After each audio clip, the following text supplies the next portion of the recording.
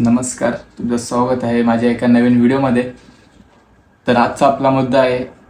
तर आजचा टॉपिक असा आहे की म्हणजे खूपच माझ्यासाठी खूपच म्हणजे डेंजरस म्हणजे नाही का, खूपच रिस्की म्हणजे नाही का, मला सांगू वाटायला माझ्या अंगावर काटा येतं आहे. सो माझ्या जीवा भावाचा मित्र रोशन नावाचं त्याचं, तर त्याचा 29 मे ह्या रात्री झाला.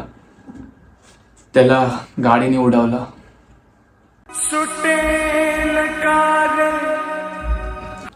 चला आपण बोलूया ह्या गोष्टीवर.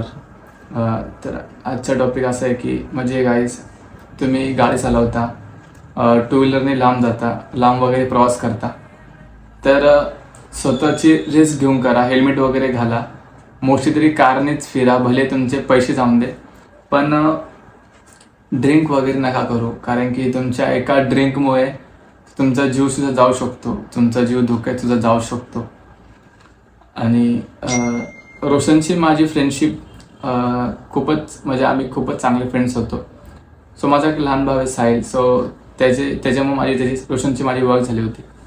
रोशन मला फर्स्ट टाइम म्हणजे खूप आधी भेटला होता, 1 वर्षभर आधी तरी भेटला होता तो. आमची बॉन्डिंग खूप चांगलीच होती, म्हणजे 1.5 वर्ष झालं असतं आमच्या फ्रेंडशिपला, 1.5 वर्ष. आमचा खूप म्हणजे मस्त बॉन्ड होता. सो तो माझ्यासोबत फिरायला वगैरे जायचा, आम्ही शूट्स वगैरे जायचो खूप, म्हणजे दोघंच फिरायचो खूप. म्हणजे खूप मजा मस्ती केली आम्ही दोघांनी. पण म्हणजे तो म्हणजे म्हणजे काही गोष्टी मानायचा नाही, माझ्या ऐकायचा नाही त्या गोष्टी. सुद्धा माझ्यापासून खूप गोष्टी लपून ठेवल्या होत्या. आम्ही खूप मजा मस्ती केली, खूप आम्ही रुसायचो एकमेकांसोबत. तो मध्ये रुसायचा, मी नाही बोलायचा, तो बोलायचा, मला तो म्हणवायचा, मी म्हणायचो त्याला. पण नंतर जसं तो म्हणजे एकदम चांगला बॉन्ड झाला आमचा. आम्ही खूप फिरलो वगैरे, खूप कपडे वगैरे, खूप मजा मस्ती केली. काही लोकांच्या लग्नात वगैरे गेलो, जेवण वगैरे, म्हणजे खूप मजा मस्ती केली गावाला. आणि त्याचं माझं गाव बाजूलाच आहे. सो त्यामुळे मी त्याला माझ्या घरी पण तो राहिलाय, माझ्या इथं पण घरी राहिलाय, जेवाय वगैरे यायचा आणि मम्मी वगैरे त्याला ओळखायची. खूपच चांगलं आमचं सगळं चाललं होतं. आणि नंतर त्या दिवशी असं झालं की 28 मेला त्याचा मला दुपारी फोन येतो आणि त्याला माहीत नसतं की मी गावी जातोय. 28 मेला मी प्लॅनिंग करतो गावाला जायची, पण तो रोशन नाही येत. सो म्हणजे आधीच आमची प्लॅनिंग ठरलेली असते गाडीवरती गावाला जायची, पण आमचा प्लॅन एक सक्सेस झाला नव्हता. आणि गाडीवरती मला खूप आवडतं फिरायला, सो त्याला मी माहितीच आहे. सो आमचं ठरलं होतं जायचं आम्ही फिरायला वगैरे, गाडी वगैरे घेऊन. तर नंतर काही दिवसांनी असं झालं की 29 मेला मी गावी गेलो सकाळी पहाटे. आणि मी गावी पोचल्यावरती दुपारीच त्याचा मला फोन येतो. मी सुजसला घेऊन गावी गेलेलो होतो आणि फिरता मला रोशनचा फोन येतो. असं मी आपल्याला गावी यायचं रात्री. त्याला माहीत नसतं मी गावी आले, पण तो मला फोन करतो, मला बोलतो असं. मी त्याला बोलतो मी गावीच आहे, तू ये उद्या सकाळी भेटू आपण. तो बोला हा ठीक आहे, जाऊ आपण फिरावं वगैरे. खूप दिवस झाले फिरलं नाही, शूट वगैरे नाही केलं. त्याला बोल तू गावी आहे, भेटू आपण.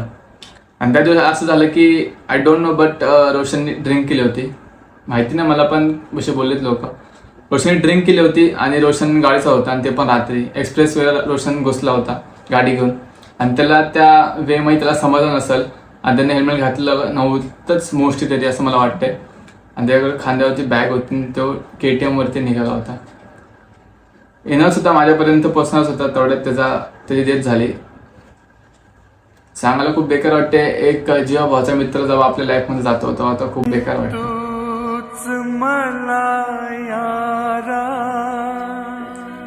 खरंच म्हणजे इतकं म्हणजे माझ्या पायाखालची जमीन त्या दिवशी जमीन सरकली.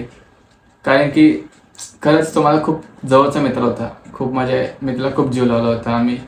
तो मला खूप जिलायचा, म्हणजे आम्ही भावासारखे होतो. पण नशीब योगा घडून आलं, त्या गोष्टी त्या दिवशीच घडल्या. 1 तास ते रोशन, 1-1.5 तास ते जिवंत होतात रोशन. पण रोशनपर्यंत मी नाही पोचू शकलो आणि रोशनची डेथ झाली. सांगायला खूपच बेकार वाटते की जेव्हा भावाचा मित्र जर आपल्या लाईफमध्ये गेला तर खूप आयुष्य बेकार होतं. त्या गोष्टी आठवणी, त्याच्या सगळ्या आठवणी आपल्यासोबत राहतात. आणि खूप मजा मस्ती केली होती आम्ही एकमेकांनी, खूप खेळलो वगैरे होतो.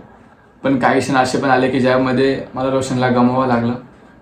आमची दोस्ती अधुरी राहिली. पण मी रोशन मला वरतून बघतच असेल. मी त्याला हेच प्रे केले की रोशन मला कधी पण पुढच्या जण बेशील तर भाई रोशनसारखा मित्रच भेटावा. कारण की भाई रोशनने पण मला खूप सपोर्ट केला आहे.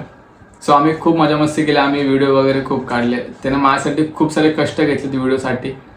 आणि असे सण म्हणजे असे दिवस येईल मला असं कधी वाटलं नव्हतं. त्याचा स्टेटस मला लावावं लागेल.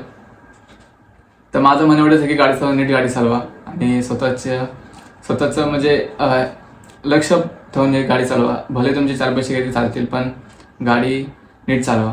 आणि चला आपण भेटू पुढच्या व्हिडिओमध्ये. मिस यू मित्रा. चला, नवीन व्हिडिओसाठी सबस्क्राईब करा. So bye bye.